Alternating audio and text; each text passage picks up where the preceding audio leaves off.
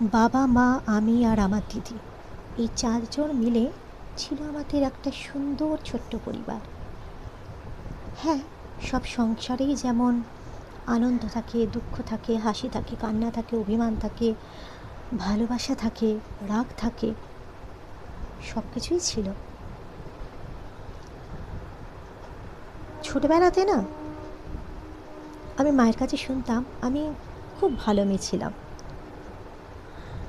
আমি সব কিছু মাকে জিজ্ঞেস করে করতাম। এমনকি যখন রাত্রিবেলা শুতে যেতাম, সেটা আমার এখনও মনে আছে। তখন তো মশারিটা নিয়ে শোয়ার ব্যাপার ছিল।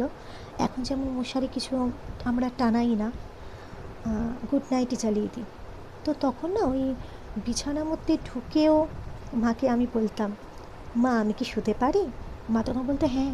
রাত 9:30টার সময় শুয়ে পড়তাম, সকাল 6টার মধ্যে উঠে পড়তাম। সেই পদ্ম বাটিতে মা আমাকে আর দিদিকে ভর্তি করে দুধ দিতেন। তারপর ওই পেট মোটা যে স্টিলের কাপগুলো আছে তাতে চা দিতেন। কেন কি সকালবেলায় তো তাড়াতাড়ি করে আমাদের খেয়ে নিতে হতো। আমাদের তো সেই 9:30 পৌনে 10টা এরকম আমাদের তো স্কুলের জন্য বেরিয়ে যেতে হতো। মা পুরো সংসারের কাজ করে, মানে রান্না করে, আমরা তো ভাত খেয়ে বেরোতাম, বাবা ভাত খেয়ে অফিসে যেতেন, সবার আবার টিফিন হতো, সেই টিফিনের ব্যবস্থা সব কিছু করে আমার মা স্কুলে যেতেন। কোনো দিনও কিন্তু সত্যি কথা বলতে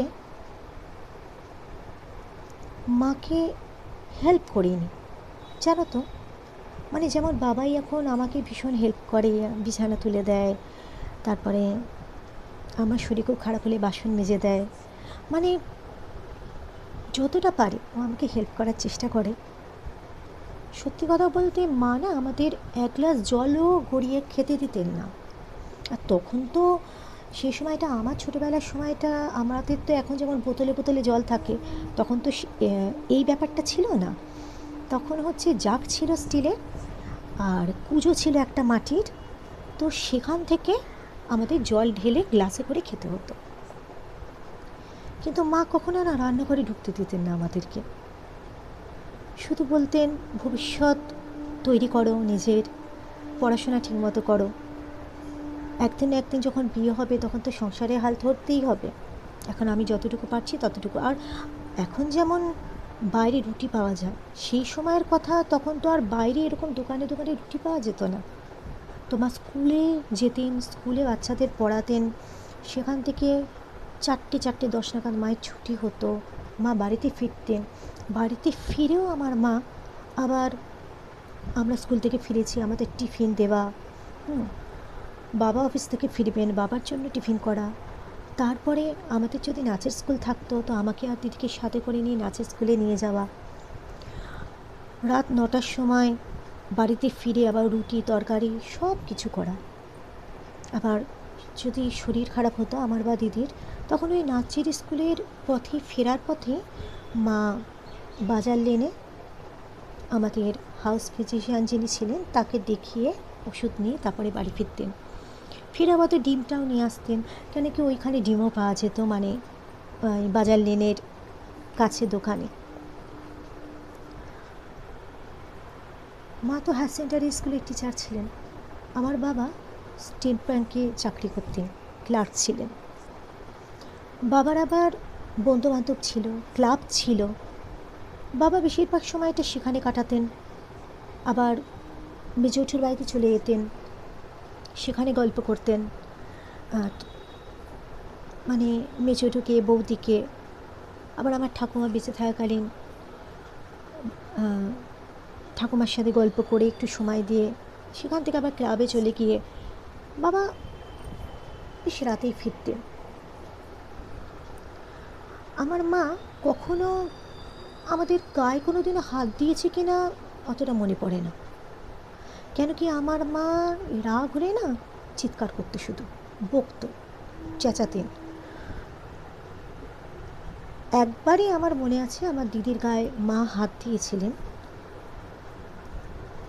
আমার দিদি খেতে খুব ভালোবাসতো, তো মা যখন ওই কড়াতে রান্না করতো, ওই কড়া থেকে তুলে তুলেই খাবার খেত। আর দিদির খুব প্রিয় ছিল হচ্ছে ডালদায় ভাজা পাউরুটি। তো একদিন কি হয়েছে, আমার মা ডালদা দিয়ে পাউরুটি ভাজছে, আর দিদি ওইটা কড়া থেকে তুলে খেতে গিয়ে কি হয়েছে, ডালদাটা মায়ের এই হাতে পুরোভাবে পড়েছে। হাতটা পুরো মানে সেই মুহূর্তে গরম ডালদা মায়ের এখানে পড়ে, সেই সময় মায়ের হাতে যে খুন্তিটা ছিল সেটা দিয়ে দিদিকে বাড়িটা মেরেছিল। খুন্তিটা অর্ধেক হয়ে গিয়েছিল। তো সেদিনটা মা মেরেছিল দিদিকে, মানে ওই খুন্তির বাড়ি। নইলে মা সচরাচর আমাদের গায়ে হাত দিতেন না। আর আমি তো খাওয়া নিয়ে আমার কোনো রকমের সেরকম ছিল না, মানে আমি বরঞ্চ খেতে চাইতামই না, খেতাম না বলে একটা মানে অসুবিধা হতো। ছোটোবেলাতে শুনতাম যে, মানে শুনেছিলাম যে আমাদের যে কাঠের ডাইনিং টেবিল ছিল ওখানে, তো মা যখন লুচি করতো আমি না লুচি লুচি লুচি করে হ্যাঁ বলতাম। আমার দিদি চেয়ার পেয়ে ডাইনিং টেবিলের মাঝখানে বসে লুচির গামলা নিয়ে চেয়ারটা সরিয়ে দিত, আর আমি ছিলাম টিংটিংয়ে রোগা, আমার পক্ষে না ওই চেয়ার সরিয়ে আবার চেয়ার বেয়ে টেবিলে ওঠা সেই সামর্থ্য তখন ছিল না, এতটাই ছোটো এতটাই রোগা ছিলাম। তো নিচ থেকেই লুচি লুচি লুচি লুচি পড়ে যেতাম। 93 সাল খুব সম্ভবত, তখন আমরা ফ্ল্যাটে আসি। তার আগে আমাদের বাড়ি ছিল মানে নিজেদের বাড়ি, 3 তলা বাড়ি। আর ওই বাড়ির সবচেয়ে একটা বড় বৈশিষ্ট্য এটাই ছিল যে আমাদের 3টে তলা ছাদ ছিল। একটা তো উঠেই যে ছাদ থাকে, আবার সিঁড়ি দিয়ে উঠে ছাদ, আবার হচ্ছে আমাদের টপকে উঠতে হতো, সেটা আর একটা ছাদ ছিল, মানে বড় মেজো ছোট এরকম ছাদ ছিল। আর ওই ওপর ছাদটা থেকে কি সুন্দর দক্ষিণেশ্বর দেখা যেত, দক্ষিণেশ্বরের মন্দির দেখা যেত, ওইদিকে বালি ব্রিজ দেখা যেত, এইদিকে আবার রাজবাড়ি হসপিটালের মাঠে যে ছেলেরা বল খেলতো সেগুলো পুরো দেখা যেত। সন্ধে হওয়ার আগেই মানে স্কুল থেকে ফিরেই আমি আর দিদি এই 4:30 4:45 কি ম্যাক্সিমাম 5টা নাগাদ আমি আর দিদি প্রত্যেক দিন ছাদে উঠে যেতাম। ছাদে উঠে গল্প করতাম। আর আসলে আমাদের তো সেভাবে কোনো রকমের বন্ধুবান্ধব ছিল না, মানে আমাদের বাড়ি এতটাই কনজারভেটিভ ছিল না, আমাদের সেইভাবে কোনো বন্ধুবান্ধব বাড়িতে অ্যালাউ ছিল না। ওই যা করো স্কুলের মধ্যে করো, গল্প গুজব আনন্দ, কিন্তু বাড়িতে অ্যালাউ ছিল না কেউ। তো আমি আমার দিদি আমার বেশ ভালো বন্ধু ছিলাম। আমি ছাদে উঠে না কার্নিশে উঠে বাইরে থেকে পা ঝুলিয়ে রাখতাম। দিদি অনেকবার বারণ করতো যে ভুল, তুই পড়ে যাবি, করিস না। করিনি, কিন্তু ভালো লাগতো। বাবাকে বলতো, বাবা বকাবকি করতেন আমাকে, কিন্তু ওই ছাদে গিয়ে আবার জিজ্ঞেসি। সন্ধ্যেবেলা মা যখন ওই 6টা 6:30টার সময় ঠাকুর ঘরে আসতো, তখন আমরা নিচে নেমে যেতাম। ঠাকুর ঘরটা যখন মা খুলতেন না, এত সুন্দর একটা গন্ধ বেরোতো না, অদ্ভুত সুন্দর গন্ধ, মানে সেটার আমি সেভাবে বর্ণনা করতে পারবো না, খুব ভালো লাগতো। ছাদের সিঁড়ি থেকে না, মানে ছাদের সিঁড়ি মিন্স হচ্ছে ওই ছাদ থেকে নামার যে সিঁড়ি, আমার কেন জানি না অনেকবার না আমি গড়িয়ে পড়েছি, কালশিটে পড়ে গেছে, এই জিনিসটা প্রায় আমার হতো। আমাদের বাড়িতে আম গাছ, কাঁঠাল, বাতাবি লেবু, পেঁপে গাছ, তারপরে মইশা গাছ, নানা রকম রং বেরঙের মানি প্ল্যান্ট, এগুলো সব ছিল। তুলসী গাছ তো অবশ্যই ছিল, তা ওটা আমাদের কলতলা ছিল, কেন কি আমাদের তো তখন 24 ঘন্টা জলের ব্যাপার ছিল না। আমাদের ওই টাইম কলে ওই স্কুল থেকে ফিরে ওই পাইপ দিয়ে চৌবাচ্চা ভরতাম, বালতিগুলো ভরে রাখতাম যাতে ফিরে এসে মা জল পায়। মানে আমাদের জল ওই বিকেল আবার 4টের সময় আসতো, ওই 6টার সময় আবার চলে যেত। আবার সকাল 6টায় আসতো।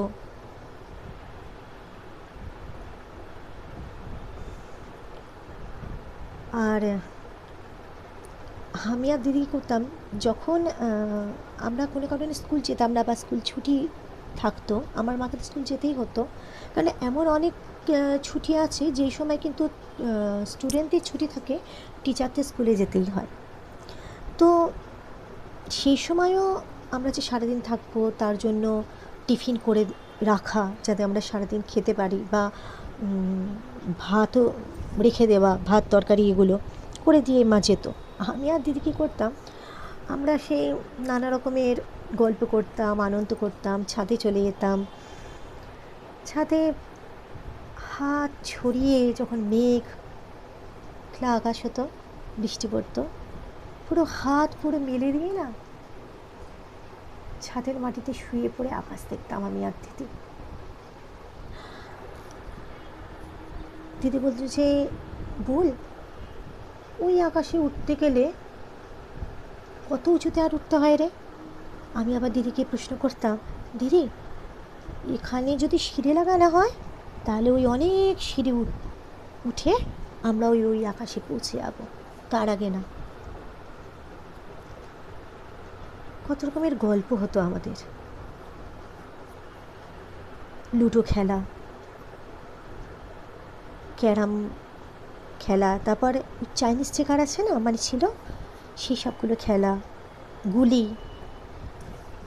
এগুলো সব খেলতাম আমি আর দিদি। আর সেই সময় না অনেকের বাড়িতে, আমি যে সময়ের কথাটা বলছি, অনেকের বাড়িতেই সেই সময় কিন্তু ল্যান্ডফোন আসেনি। তো আমাদের বাড়িতে ল্যান্ডফোন ছিল। আমি আর দিদি যেটা করতাম, আর একটা বদমাইশি, যে একে ওকে, মানে ফোনে ডাইরেক্টারি ছিল, তো ফোনে ডাইরেক্টারি দেখে দেখে আমার দিদি এখানে ওখানে ডায়াল করতো, আমরা সেখানে মজা করতাম, কথা বলতাম, এইসব করতাম, যাকে তাকে ফোন করতাম আমরা। আর মায়ের এক কলিগ ছিল, তো তাদের বাড়িতেও, মানে কলিগের এক ছেলে ছিল আর কি, আমার দিদির থেকে বড় বয়সে, তাকেও আমরা সবসময়, মানে আমরা ফোন করে করে কথা বলতাম আর কি। বেশিরভাগ সময় আমার দিদি কথা বলতো। হ্যাঁ, আর বাবা বুঝে উঠতে পারতেন না যে তেমনভাবে তো কিছু ফোন করা হয় না, তাহলে এত বিল আসে কোথা থেকে। একদিনের কথা আমার মনে আছে, আমাদের যে বাড়িটা ছিল তাতে তো প্রথমে তো গ্রিল গেট, তারপর একটা কোলাপসিবল গেট, আবার ওপরে উঠে কোলাপসিবল গেট। তা বাবা একদিন তাড়াতাড়ি অফিস থেকে বাড়িতে এসেছে, আমি আর আমার দিদি ফোন নিয়ে ব্যস্ত, মানে আমার দিদি ফোনে কথা বলছে, দিদি তো ফোনে কথা বলে মত্ত, আমিও দিদির পাশে দাঁড়িয়ে আছি। বাবা না নিচের গেট, মানে কোলাপসিবল গেট খুললে তো একটা আওয়াজ হয়, এত আস্তে আস্তে বিড়ালের মতো বাবা উঠেছে, কিচ্ছু বুঝতে দেয়নি, আস্তেই করে, মানে আমাদের কথাগুলো তো নিচ অব্দি যেত, আমরা তো চিৎকার করে করে কথা বলতাম। হ্যাঁ, তো গম গম করতো বাড়িটা। আবার আস্তে আস্তে বাবা উঠেছে, উঠে ওপরের কোলাপসিবল গেটটাও কিন্তু আস্তে আস্তে খুলেছে, খুলে কী করেছে, দিদি তো ফোন নিয়ে আছে, আমি দিদির পাশে দাঁড়িয়ে আছি, বাবার হাতে ছিল ছাতা, একদম একদম দিদি তো চিৎকার করে উঠেছিল, হাত থেকে দিদি রিসিভার পড়ে গিয়েছিল, আমিও খুব ভয় পেয়ে গিয়েছিলাম। তখন বাবা বলেছিল, এই কারণেই এবার বুঝতে পারছি যে এই সব তোরা করিস, এই কারণেই এত বিল আসে। আর আমি টেলিফোন এক্সচেঞ্জে দৌড়ে দৌড়ে বেড়াই যে স্টেটমেন্ট দিন, এত কেন বিল হতেই পারে না। কারণ তখন তো বাইরে ফোন খুব একটা হতো না, মানে দেশের বাইরে ফোন, তবুও এবার বাবা বুঝতে পারতেন। আর আমাদের যে আম গাছ ছিল না, কি সুন্দর মুকুল ধরতো, তাতে কত আম, আর কাঁঠাল গাছে কাঁঠাল, তারপরে বাতাবি লেবু গাছে না কি সুন্দর সাদা সাদা ফুল হতো, আর এত সুন্দর সুগন্ধ না সেই ফুলের, খুব মিষ্টি, মানে এত সুন্দর বাতাবি লেবু মিষ্টি, বড় এরকম বাতাবি লেবু হতো। আমরা তো খুব একটা পেতাম না, কেন কি কেউ সারাদিন আমরা বাড়িতে থাকতাম না। তো আশেপাশে যারা ছিল, যেসব পাড়ার ছেলে টেলে, তারাই হচ্ছে বাড়ির ছাদ থেকে হোক, তাদের বাড়ির টালির চাল থেকে হোক, ওই আকশে দিয়ে সব পেরে নিত। আমার মা খুব সুন্দর বাতাবি লেবু মাখতেন, মানে ওই বাতাবি লেবু ছাড়িয়ে নুন দিয়ে মিষ্টি দিয়ে কাঁচা লঙ্কা টিপে, ভীষণ ভালো লাগতো খেতে। আর আমার মা আর একটা ব্যাপার করতেন, গরমকালে আমাদের তো বাড়ির জানলাগুলো না দুটো পাল্লা ছিল, মানে জানলার একটা হচ্ছে কাঁচ আর একটা হচ্ছে কাঠ। আর মোজাক মেঝে ছিল, প্রচণ্ড গরমে আমরা মোজাক মেঝেতে শুয়ে থাকতাম গরমের ছুটি। আর আমার মা না ওই পদ্মবাটিতে না দুধ জমিয়ে রুয়াবসা দিয়ে ডিপ ফ্রিজে ঢুকিয়ে দিত, আর ওটা বের করে দিত, ওটা কি সুন্দর হয়ে থাকতো। ওটা আমরা কিন্তু খেতাম, ওটা আমাদের আইসক্রিম ছিল, ওইভাবে আমরা আইসক্রিম খেতাম। আর আম গাছ থেকে আম এনে বা মা আমের নানা রকমের আচার করতো। এছাড়াও বাবা পাতিলেবু যখন নিয়ে আসতো, পাতিলেবুর আচার, লঙ্কার আচার, কত কিছু মা বানাতো, মানে অনেক কিছু বানাতো। আর আমাদের পাড়াতে একটা মাসি ছিল, সে আমার মাকে দিদিমণি বলে রাখতেন। তো সেই মাসি মানে মা যখন মানে আমরা বেশ যখন ছোটো ছিলাম, মা স্কুলে চলে যাওয়ার সময় হয়তো আমাদের একা থাকতে হবে, তখন ওই মাসিকে ডেকে নিত মা, নইলে আমাদের ওই মাসির বাড়িতে পাঠিয়ে দিত। আর ওই মাসি না খুব সুন্দর আমের মোরব্বা তৈরি করতো, আমাদের জন্য মাসি ওই মোরব্বাটা নিয়ে আসতো।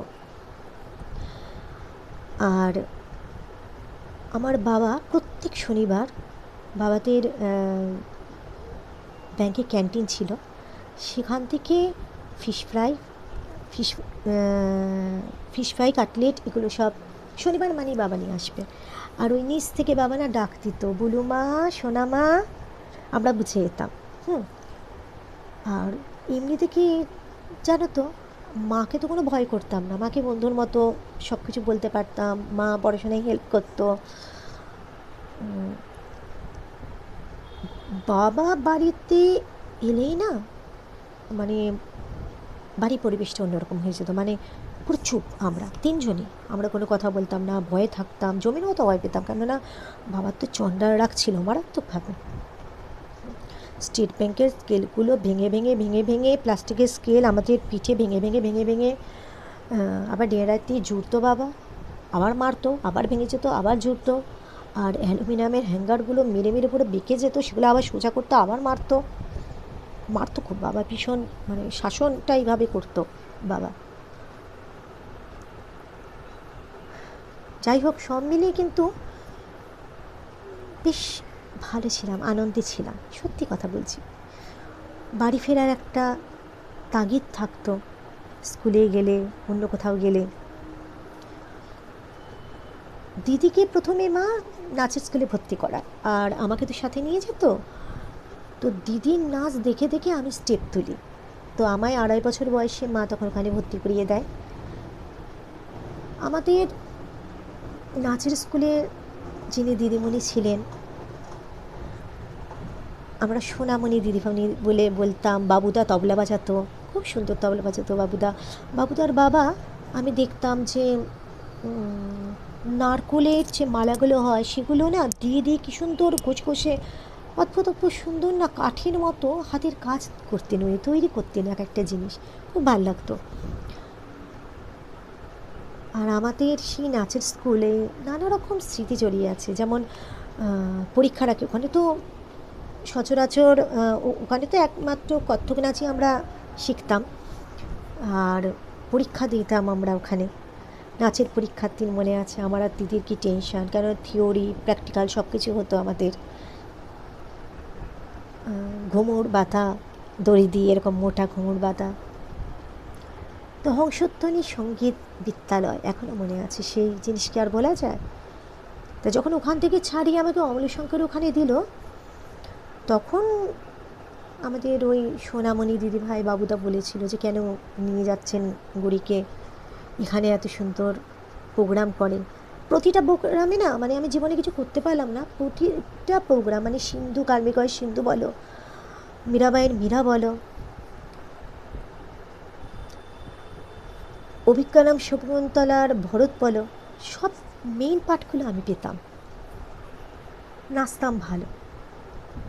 অমলাশঙ্করে ওখানেও না আমি আর আমার একটা বন্ধু মানে বান্ধবী ডবল প্রমোশন পেয়েছিলাম। উনি খুব হ্যাপি ছিলেন যখন অনেক ওখানে ফ্যাকাল্টি যারা ছিলেন নাচ শেখাতে আসতো না, কোনোভাবে অ্যাবসেন্ট হতো, তখন ওই অমলাশঙ্কর আমাদের যে দিদিমণি, আমরা আন্টি বলে ডাকতাম, আমাকে বলতেন ক্লাসটা নাও আজকে। আমি ওই পার্ক স্ট্রিটে সেন্ট জেভিয়ার্স কলেজের ঠিক অপোজিটে উদয়শঙ্কর কালচারাল ন্যাশনাল ইনস্টিটিউটে আমি নাচতাম, প্রচুর ফাংশন করেছি ওনার সাথে, প্রচুর। এই কথাগুলো মনে পড়লে তারপর যখন আমরা ওই বাড়ি ছেড়ে ফ্ল্যাটে এলাম না, আমাদের ইচ্ছে ছিল এখানে এত বড় বাড়ি, এত স্মৃতি, আমরা না প্রতিটা দেয়ালে দেয়ালে ওই খড়ির মতো যে ইটগুলো ভাড়ের মতো পাওয়া যায়, ওই দিয়ে পুরো মানে ছাদের গা বেয়ে বেয়ে বেয়ে বেয়ে দেয়ালগুলোতে আমি আর দিদি লিখেছিলাম যে 20 নম্বর লরেন্স স্ট্রিট, আমরা তোমাকে ভালোবাসি, তোমাকে আমরা কোনোদিনও ভুলতে পারবো না। এই যে ছোটোবেলার চেয়ে এই বাচ্চামাগুলো, এই জিনিসগুলো না বড্ড মনে করলে এখন মনে হয় সত্যি আমরা শৈশব জিনিসটা সত্যিই খুব সুন্দর গো, খুব সত্যি সুন্দর। যাই বলো, তাতে যতই পড়াশোনার চাপ থাক, যতই পরীক্ষা দেওয়ার ভয় থাক, রেজাল্টের ভয় থাক, যতই গরমের ছুটি বলো, পুজোর ছুটি বলো বা ক্রিসমাসের কদিনের ছুটি, এত এত সেই ছুটির হোমওয়ার্ক থাক, প্রজেক্ট থাক, তাও কিন্তু ছোটোবেলাটা বড় সুন্দর জানো। মনে হয় যে চলে যাই ফিরে সেই ছোটোবেলাতে, আবার ফিরে পাই আমার বাবা মা দিদিটাকে। আমার মতো হয়তো তোমাদেরও মনে হয়, স্বাভাবিক সেই ছোটোবেলায় ফিরে যাওয়াটা। একদিন বাবাইয়ের বাবাকে বলছিলাম, হ্যাঁ গো, আর হয় না, এগুলো তো সিনেমা সিরিয়ালে দেখায় যে অনেকটা সময় পিছিয়ে গেছে, আবার সেই পেছনের সময় থেকে আবার শুরু হচ্ছে, তাহলে বাস্তবে হয় না গো, অনেকটা সময় পিছিয়ে যাবে, আবার আমি ছোট, আমার মা বাবা দিদি একসাথে সবাই মিলে আবার স্কুল, আবার পরীক্ষা, আবার বাবার মার, আবার নাচের ফাংশান, আবার একসাথে হই হল্লা। প্রত্যেক রোববার হলেই টিভিতে যখন ওই ফুটবল বলো ক্রিকেট বলো হতো, বাবার যত বন্ধুবান্ধব বাড়িতে এসে জড়ো হতো। প্রথম যখন আমাদের কালার টিভি এলো, সেটা কী আনন্দ না। আমাদের আগের টিভিটার নাম ছিল টেলিভিস্টা। এই দরজা বন্ধ হতো, করা হতো, শাটার থাকতো, আবার খোলা হতো, সেই দূরদর্শনের প্রোগ্রাম। প্রত্যেক রোববার দিয়ে রুনা লায়লার সন্ধ্যে 6টা থেকে গান, রোববারটা একটার পর একটা কাচ্চি ধূপ, তৃষ্ণা, পেন গেস্ট, এইসব সিরিয়ালগুলো। শনিবারে বাংলা সিনেমা হয়তো এখনও হয়, আমরা দেখি না। রোববারের হিন্দি সিনেমা, তারপর বুধবার হলে সেই চিত্রহার, বৃহস্পতিবার চিত্রমালা। সত্যি খুব ভালো লাগতো।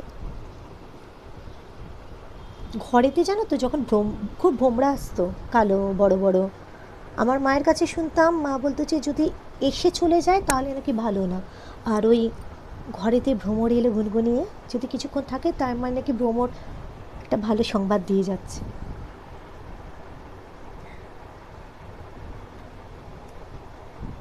শুরু করলাম আজকে আমার শৈশব, কিছু কিছু ভাগ ভাগ করে বলে দিলাম বটে। ভিডিওটা বড় হয়ে গেল, একটু কষ্ট করে দেখে নিও তোমরা। এবার থেকে প্রত্যেক দিনই আমি আমার শৈশবের সুন্দর সুন্দর গল্পগুলো, শৈশব থেকে কৈশোরে গেলাম, কৈশোর থেকে যৌবনে, বিয়ে হলো, তারপর কী কী হলো আমার সাথে, জীবনে কত বাধা, কত কষ্ট, অনেক কষ্ট সহ্য করেছি জানো তো। বলতে পারো এখনও করছি, কিন্তু ছোট ছিলাম, ভালো ছিলাম, কষ্ট ছিল না, শুধু ভয় ছিল রেজাল্ট বেরোলে বাবা মারবে খুব। কারণ আমি কোনোদিন পড়াশোনায় ভালো ছিলাম না, ভালো ছিল আমার দিদি।